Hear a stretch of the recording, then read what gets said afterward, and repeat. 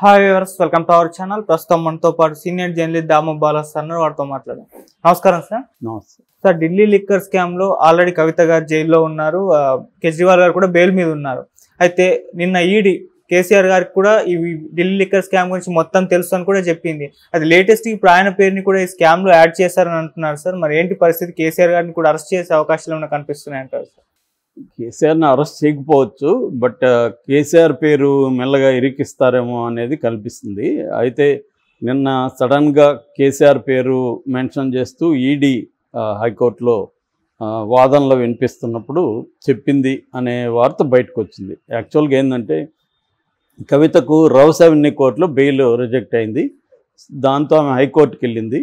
హైకోర్టులో ఇప్పుడు CBI and ED ఇద్దరు కూడా తమ వాదనలు వినిపిస్తున్నారు. కవితకు బెయిల్ ఇవ్వకూడదు, ఆమె ఇస్తే సాక్ష్యాధారాలని తారుమారు చేస్తుంది, సాక్షుల్ని భయపెడుతుంది, బెదిరిస్తుంది, లేదా ఇన్ఫ్లుయెన్స్ చేస్తుంది అని చెప్పి వాళ్ళు ఈ కేసు ఎంత స్ట్రాంగ్, మళ్ళీ ఈ వాదనలు ఉంటాయన్నమాట. నేను ముందే చెప్పాను, పిఎంఎల్ఏ చట్టంలో prevention of money laundering act according to section 45 bail అనేది వెరీ వెరీ డిఫికల్ట్.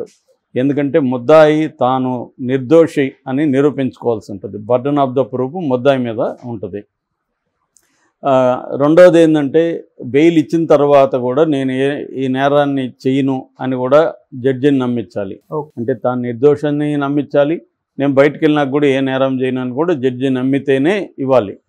సో అదొకటి. ఇంకొక కండిషన్ ఏంటంటే పబ్లిక్ ప్రాసిక్యూటర్ ఎంత టైం అయినా తీసుకోవచ్చు ఆర్గ్యుమెంట్స్ కోసం, ఎస్టాబ్లిష్ చేయడం కోసం. సో అలాగా ఇప్పుడు వాదనలు జరుగుతున్నాయి నిన్న. సో నాకు తెలిసి హైకోర్టులో కూడా ఆమె బెయిల్ వచ్చే అవకాశం లేదు. ఎందుకంటే ఈ కండిషన్ ఫుల్ఫిల్ అవ్వడం చాలా కష్టం. ఇప్పటికి కూడా మనీష్ సిసోడియా 1 year పైన అవుతుంది ఆల్మోస్ట్. ఆయనకి ఇంకా బెయిల్ రాలేదు. మొన్న కూడా ఎక్స్టెన్షన్ అయింది రిమాండ్. సో అందువల్ల ఓన్లీ ఏంటంటే ఈ కేసులో అప్రూవర్లుగా ఉన్న వాళ్ళ మాత్రమే వదిలేశారు బెయిల్ వచ్చింది వాళ్ళకి. మాగుంట రాఘవ్ కానీ, మాగుంట శ్రీనివాసరెడ్డి రాఘవల్ నాన్న, ఆయన ఇప్పుడు ఎంపీగా కూడా కంటెస్ట్ చేశాడు కూటమి తరపున. సో క్లియర్గా ఏంటంటే అప్రూవర్లుగా మారాలి, లేదంటే జైల్లో ఉండాలి. ఇది ఈవెన్ కేజ్రీవాల్కి కూడా కండిషనల్ బెయిల్ అది కూడా కొన్ని రోజులకి ఇచ్చారు. జూన్ 1 ఆయన వెళ్ళి సరెండర్ అవ్వాలి. కానీ ఆయన ఇంకా ఇంకొక 7 రోజులు ఎక్స్టెన్షన్ అడిగితే కూడా కోర్టు, సుప్రీంకోర్టు దాన్ని పరిగణలోకి తీసుకోలేదు. ఎందుకంటే వెకేషన్ బెంచ్లోకి తీసుకెళ్ళామని చెప్తున్నారు. సో కాబట్టి ఎప్పుడైనా ఈడీ కేసు పిఎంఎల్ఏ చట్టం కింద చాలా స్ట్రిక్ట్గా ఉంటుంది ఆ చట్టం, కాబట్టి రికరస్గా ఉంటుంది. కాబట్టి కోర్టులు కూడా ఇవ్వాలనుకున్నా కూడా ఇవ్వలేని పరిస్థితి. సో ఆల్రెడీ కేజ్రీవాల్కి మధ్యంతర బెయిల్ ఇచ్చిన దానికే అమిత్ షానే సుప్రీంకోర్టుని తప్పుపట్టే విధంగా కేజ్రీవాల్కి స్పెషల్ కన్సిడరేషన్ ఇచ్చారు, ఇలాగంతా విమర్శించాడు. సో ఈ కాంటెక్స్లో కవితకు కూడా స్ట్రాంగ్గా అపోజిషను ఈడీ అండ్ సిబిఐ తరపు న్యాయవాదులు నిన్న కోర్టులో మాట్లాడారు. సో అందుకని వాళ్ళు ఏం చేస్తారంటే ఒకటి యాడ్ చేసినట్టు కనబడుతుంది. అదేంటంటే కేసీఆర్ పేరు. సో కేసీఆర్ కూడా ఈ విషయాలన్నీ తెలుసు. కవిత లిక్కర్ స్కామ్లో ఉన్న వాళ్ళని కేసీఆర్కి ఢిల్లీ, తన ఇంట్లో ఢిల్లీలో పరిచయం చేసింది, పేర్లు అన్నీ చెప్పింది, పరిచయం చేసింది అన్న వాదన సిబిఐ అడ్వకేట్లు వినిపించినట్టుగా వార్తలు వచ్చాయి. అయితే దీన్ని కవిత అడ్వకేట్ మోహిత్ రావు ఖండించారు. అట్లాంటిదేం వాదన రాలేదు, ఇది కావాలనే కొంతమంది పనిగట్టుకొని చేస్తున్నారు. మామూలుగా మనం చూస్తున్నాం, పనిగట్టుకొని మీడియా అంతా ఎందుకు చేస్తుంది. సో ఏదో జరిగింది, మొత్తానికి పేరు రావడం వెనకైతే ఏదో ఉంది. మరి మోహిత్ రావు అయితే అట్లాంటి పేరేం రాలేదు. యాక్చువల్గా మాగుంట రాఘవ వాళ్ళ నాన్నకి పరిచయం చేశాడు, వాళ్ళ నాన్నకి చెప్పాడు అన్న పాయింట్ను మాత్రమే ఈడీ సిబిఐలో హైలైట్ చేశాయి. కేసీఆర్ పేరు అక్కడ రాలేదు అనేది మోహిత్ రావు అన్నాడు. సో ఓవరాల్గా కాబట్టి మనకి రికార్డెడ్ ఎవిడెన్స్ ఏమి ఉండదు. రికార్డులో చేరిస్తేనే కేసీఆర్కి ఏమైనా ఇబ్బంది. ఓవరాల్గా చెప్పుండొచ్చు కోర్టులో. ఎందుకంటే వీళ్ళు కవితకు బెయిల్ ఇవ్వద్దు అని చెప్పడానికి వీళ్ళ నాన్న ఎక్స్ సీఎం, వీళ్ళకి ఇంకా అక్కడ స్ట్రాంగ్ ఇది ఉంది, ఈమె వాళ్ళ నాన్నకు కూడా చెప్పింది ఇవన్నీ. సో అన్నట్టుగా అంటే ఒక్కొక్కసారి ఇలా చెప్పుకుంటూ వచ్చి ఏమన్నా ఫర్దర్గా కేసీఆర్ పేరు కూడా ఇరికిస్తారా అనేది కూడా చూడాలి. అంటే ఇవన్నీ ఏంటంటే కేసీఆర్కి మెల్లమెల్లగా కేసులు చుట్టుకుంటున్నట్టు కనబడుతుంది. ఇక్కడ మనకి ఫోన్ ట్యాపింగ్ కేసు ఉంది. ఫోన్ ట్యాపింగ్ కేసులో 1 by 1 వాళ్ళు బయటికి తెస్తూ ఉన్నారు. సో మెల్లగా పేర్లు బయటకు వచ్చాయి. ఫస్ట్ టైం కేసీఆర్ పేరు ఆయన కన్ఫెషన్ రిపోర్ట్, రాధాకృష్ణరావు కన్ఫెషన్ రిపోర్ట్లో కేసీఆర్ పేరు ఫస్ట్ టైం బయటకు వచ్చింది. అంతకుముందు లేదు, కేసీఆర్ పేరు చెప్పకుండా మేమే చేసాం అన్నట్టుగా చెప్తున్నారు. ఫస్ట్ టైం మొత్తం కేసీఆర్ చెప్తేనే మేము చేసాం. కేసీఆర్ టీంని ఫామ్ చేశాడు. తన సామాజిక వర్గంలో ఉన్న అధికారుల్ని దీంట్లోకి ఇన్వాల్వ్ చేశాడు. అట్లాగే బీజేపీ తన ఎమ్మెల్యేలను కొంటుందనే ఒక స్కామ్ని క్రియేట్ చేసి బీజేపీ బిఎల్ సంతోష్ని కేసులో ఇరికిచ్చి అప్పుడు బార్గెయిన్ చేద్దాం అనేది కేసీఆర్ ప్లాను. కవితని విడిచిపెడితే మేము బిఎల్ సంతోష్ని విడిచిపెడతామని. జనరల్గా పొలిటికల్ రైవలరీస్ ఎలా ఉంటాయంటే కేసులు ఎందుకు పెడతారంటే ప్రత్యర్థుల్ని లొంగ తీసుకోవడానికి పెడతారు. ఇప్పుడు బీజేపీ దేశవ్యాప్తంగా ఎందుకు కేసులు పెడుతుంది?